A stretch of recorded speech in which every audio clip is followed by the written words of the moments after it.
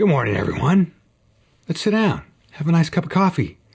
Let's paint a mini, and let's talk about something interesting today, like, I don't know, how about UFOs?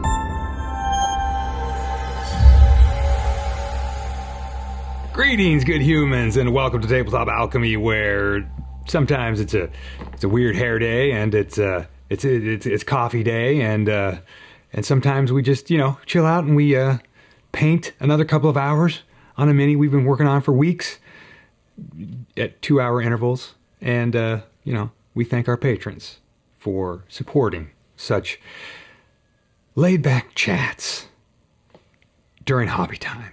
Okay, this is my favorite coffee cup. I got it from my buddy Zazigi, who lives in the Netherlands. Denmark, to be exact. I actually don't know if Denmark is in the Netherlands. He'll slap me if I'm wrong, and if not, I'm always right. So, obviously you can tell there's no script today, and we're just carrying on with what we've been doing in our little series here, where I'm painting a miniature for 2 hours a week, and we're just doing that because things are busy, and so, I like this idea of the let's chat about while we paint a mini type of topic thingy. So yeah, on the side of the screen here, yeah, I was wrong at first. I'll cut this out. Over here we have my orc that we're painting, the pirate orc who's carrying the hand cannon. Well, I mean he's turned a big cannon into a hand cannon, and today I just kind of decided I would block in some of the major color, kind of like all the parts. I just wanted to block in the colors. Now, a lot of these pieces you're going to see me doing in this sort of tan color, they're not all going to be tan. These are just being prepped for some express color washes that are going to go over this, and they're going to be different tones and different things like that. Something in my eye. But yeah, I just wanted to block them in and sort of start to get an idea of, I just want to start covering some empty space on the miniature and making some progress, and blocking in color makes it seem like you're doing some progress. So there we go. That's what we're doing today.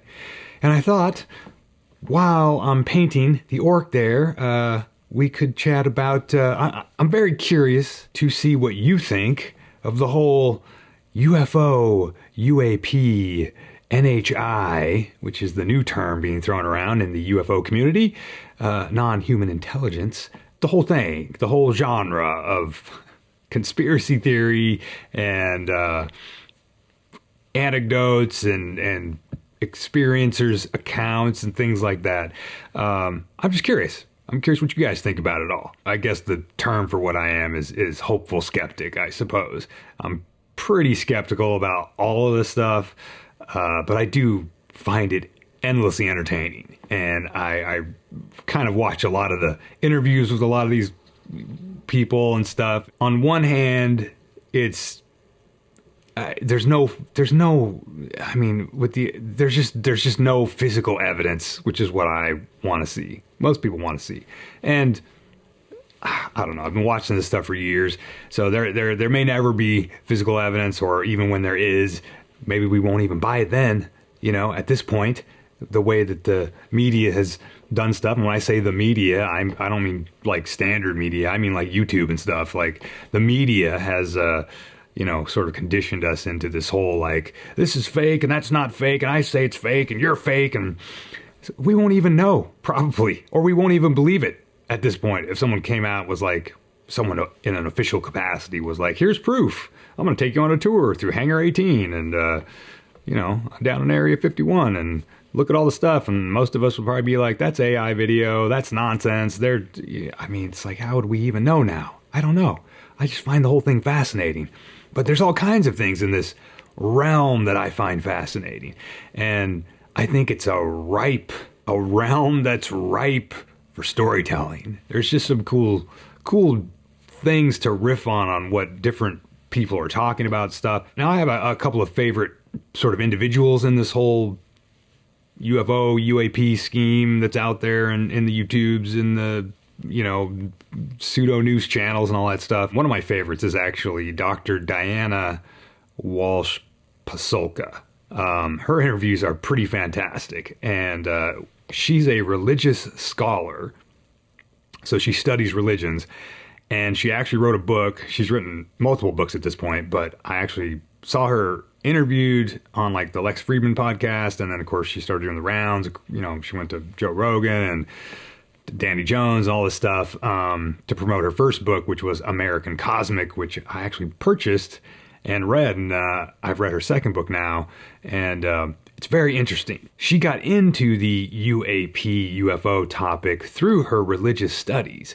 And basically the gist of her first book is about how she started to research and then compare ancient or historically old, I guess, experiencer anecdotes from saints in the Catholic Church, to experiencer accounts in modern day, our current contemporary timeline, right? And she sees many parallels in the accounts, and it's pretty fascinating. There's like the idea that maybe, because back then they had a certain frame of reference, right? Like we have a frame of reference now that includes technology and stuff like that. And back then they didn't have computers and technology or, air flight and stuff like that. So people then had a different framework with which to work within to describe certain things they were experiencing. And so this correlation between what people prior to having technology to how nowadays we have technology, and through that filter, people are describing things that they experienced in a different way, but the experiences seem to be very similar in nature. And I actually really like her approach where she's like, I don't know what to believe.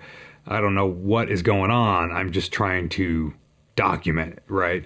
And so anyway, I recommend her book, American Cosmic, if that sounds interesting to you, or definitely look up her interviews and just, check out what she has to say, because it's pretty fascinating. I'm also a big fan of Mick West. Now, Mick West is ostensibly he's a debunker.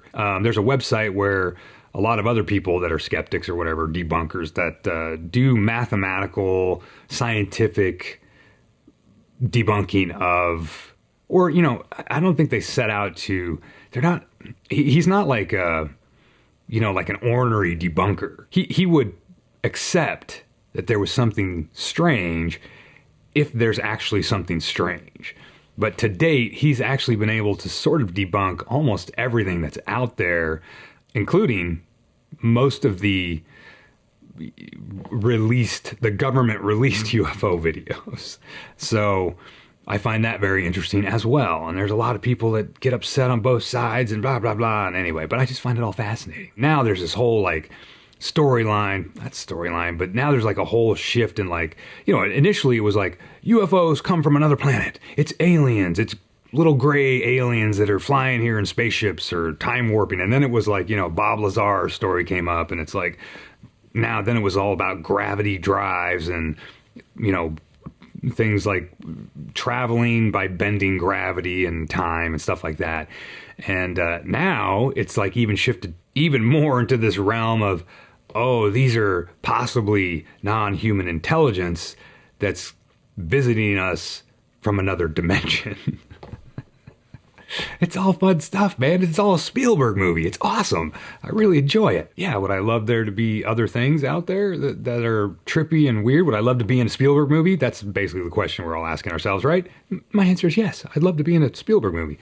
But, Dr. Pasulka kind of answered one of her interviewer's questions. Would you like to be visited by one of these things? Would you like to have your own experience with one of these anomalous things? And her answer was interesting, because she kind of got a little trepidatious, and she was like, I don't think so. She was like, I don't know if wanting to interact with these entities is actually a good idea. That fascinates me as well. The idea that, these can be good or they can be bad or gray in the middle, and that's pretty fascinating as well. The fact that there's no hard evidence is pretty telling. It's pretty damning in some senses, right? But then you have I don't know, there's some people out there that talk about certain things that they seem, trustworthy is the wrong word, but they seem to be in a position where they haven't been weirdos or too far flung out to be taken seriously, like in certain areas, and then they start talking about these experiences or other things. But then there's always the question of money and how much are these people making if they start to venture into this realm and talk about stuff like that. You know, they get hired by television. I mean, as soon as somebody gets hired by a television network to make a television show, like on Discovery or whatever, I mean, at that point, it becomes questionable. It's hard to buy everything, you know, that someone says if they are, you know, getting a paycheck for making enticing entertainment. I'm agnostic, man. I don't know. The only thing that seems to be really true so far are just personal anecdotes. Is really all that exists as far as I personally have seen, which doesn't mean there isn't real stuff out there. It just means that I haven't, you know, seen any of it or anything that I've been like, that's real. That proves something. Let me know what you think about UFOs and UAPs. You find them exciting? You find it interesting? Do you find it dumb? You find it a waste of time? I guess I got to put this out there too. Has anyone out there actually seen what you would qualify as a UFO? And not just like a floating orb in the sky, you know, a bright dot that flies around. I mean, there's so many there's so many examples of like literal insects flying close to small CCD sized, you know, small imaging chip cameras that they look like they're far away in the sky, but they're not. And there's just all kinds of nonsense. And then half the, you know, 80% of videos you see, the stuff's out of focus. Like a lot of these videos, they're like, there's orbs, there's floating orbs out there. And it's like, yeah, but they're only orbs because your camera's out of focus. So it's blurring the light, and it's like, just rack focus on your camera. Let's see what's really there. Anyway, I don't mean to come down on anyone who's, you know, I'm not saying everyone who's saying this stuff are liars. That's not what I'm saying. Not at all. I'm saying there are certainly examples out there of nonsense. If someone's just telling you what they experienced and it's true for them, then it's true for them. And some of these experiences might be subjective. I mean, if you're talking about things from other dimensions, then, you know, why couldn't there be subjective experiences that are true? I don't know. I don't know what to think about all this. I just think it's fun. So that's all I wanted to jabber about today. Is that enough jabber? Is that enough jabber for you? All right. So one last thing before we go. Go look up the term the numinous, Numinous, and specifically try to find. Actually, I'll put a link to this webpage I found that has Rudolf Otto's definition of the numinous. It's very cool. See ya.